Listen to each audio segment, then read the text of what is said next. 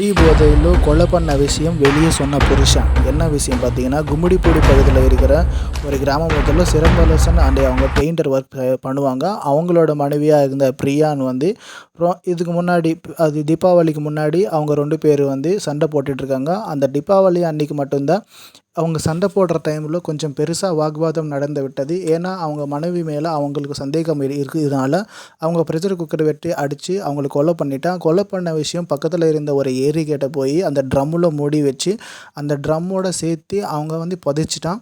இந்த புதைச்ச விஷயம் வந்து யாருக்கும் சொல்லாமல் ஒரு 2 மாதமாக தனியாக இருக்கார். காவல்துறை கூட அது தெரியாது. 2 மாதம் கழித்து அவங்க தம்பி வந்து வீட்டுக்கு போயிட்டான். எங்கள் அக்கா வந்து ஃபோனே எடுக்க மாட்டேறா, என்ன பண்ணுறதுன்னு சொல்லிட்டு அவங்க கேட்குற போது நேரத்தில் உங்கள் அக்கா என் வீட்டுக்கு ஓடி போயிட்டான், எனக்கு தெரியாதுன்னு சொல்லிட்டு இருக்காங்க. இது வந்து இல்லை அப்படின்னு சொல்லிட்டு கேட்கும்போது நேரத்தில் குடிபோதையில் சொல்லியிருந்தார். ஆமாம், உங்கள் அக்கா நான் தான் புதைச்சா இந்த பக்கம்னு சொல்லிட்டு அவங்க குடிபோதையில் சொன்னாங்க. இந்த விஷயம் அவங்க அம்மா மூலிமா தெரிஞ்சுக்கலாம். நான் போகிறேன் இன்னும் வந்த பிறகு ஒரு 4 நாள் பொறுத்து திருப்பி வந்தா இருக்குது போன்னு சொல்லி அனுப்பிச்சிட்டாங்க. யாருமே இல்லை. அப்பலையும் சரி இருக்குது, அவங்க கூட்டாண்டு இருக்குதுன்னு இருந்தாங்க. இப்போ தீபாவளிக்கு அந்த பையன் வந்து ஏதோ எங்க அக்கா குழந்தைங்கள அனுப்புனா, உங்க அக்காவை நான் கொண்டுட்டேன், நீ என்ன பண்றியா பண்ணிக்கோ, நீ எதனா பண்ணினா நான் உன்னை எதனா பண்ணுவேன்னு அந்த பையனை மெத்தி அமைச்சிக்கிறாங்க. நீ எதனா பண்ணு, நான் 10 நாளைக்கு இருந்துட்டு வந்துடுவேன், வந்த பிறகு உன்னை எதனா பண்ணுவேன், உன்னை வெட்டுவேன் நான் அப்படி மெத்தி அனுப்ப. அவன் பயந்துக்குன்னு வானா விட்டுருங்கண்ணா அவங்க சொந்தக்கார அவங்க அம்மாக்காரனை வச்சு இப்போ நாங்கள் கேஸை மூவ் பண்ணியிருக்கிறோம். ஆடி மாதம் கூ ஊற்றிட்டு போச்சு.